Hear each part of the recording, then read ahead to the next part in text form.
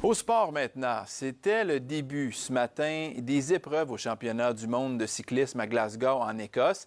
Et il y a le trifluvien Mathias Guillemette, qui est un spécialiste des épreuves d'endurance sur piste, qui était en action ce matin.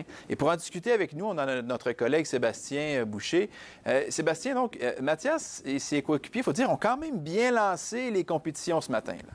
Oui, tout à fait. C'était la qualification à la poursuite par équipe masculine, donc à laquelle participait Mathias Guillemette avec ses trois coéquipiers canadiens, Derek G, Michael Foley et Dylan Bibiche. Et ça a très bien été. Pourquoi? Bon, c'était la séance de qualification et on visait du côté du Canada un top 8 pour accéder à la journée de demain, au premier tour qu'on appelle en cyclisme sur piste. Et les Canadiens, avec Mathias Guillemette, on a réalisé le 6e temps ce matin. C'est donc mission accomplie pour Mathias et ses coéquipiers parce que c'était le gros objectif. Lorsque j'ai parlé avec Mathias hier en provenance de Glasgow, où il attendait, il s'apprêtait à prendre le départ justement de cette poursuite par équipe, il me disait le gros objectif pour ces championnats du monde, pour lui et les Canadiens en endurance, c'était vraiment de faire un top 8 donc à cette poursuite par équipe. Un 6e temps ce matin, c'est une réussite. Demain, donc, premier tour, les 8 meilleures formations vont s'affronter. On efface les temps d'aujourd'hui.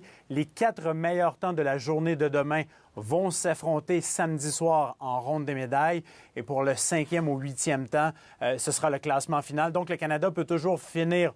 Le pire résultat, ce sera une 8e place, mais ce sera mission accomplie. Et lorsque j'ai discuté par courriel aujourd'hui avec les coureurs, on me dit qu'on est extrêmement satisfait de la performance. Oui, il y a des choses à améliorer, c'est donc encourageant pour demain. Et on voudra certainement améliorer notre sort, pourquoi pas faire mieux qu'une 6e position.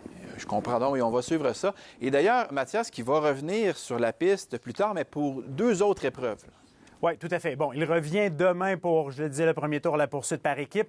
Si tout va bien, écoutez, je ne veux pas parler de miracle, mais écoutez, pour le Canada, une ronde des médailles en poursuite par équipe, ça serait évidemment exceptionnel samedi. Mais après ça, Mathias, lui, va revenir certainement sur la piste mardi de la semaine prochaine pour l'épreuve de Madison avec Dylan Bibiche qui vient de terminer tout juste en 6e place de la course Scratch. Et ensuite, il sera une épreuve individuelle, Mathias. Ce sera mercredi, donc au lendemain du Madison, à la course au point, où il avait terminé en 13e position au championnat du monde l'année dernière. Et pour les 2 prochaines épreuves, Mathias me disait hier, lorsque j'ai discuté avec lui, il veut améliorer, évidemment, ses résultats de l'année dernière. L'année dernière, vous le savez, on l'a découvert sur la scène internationale.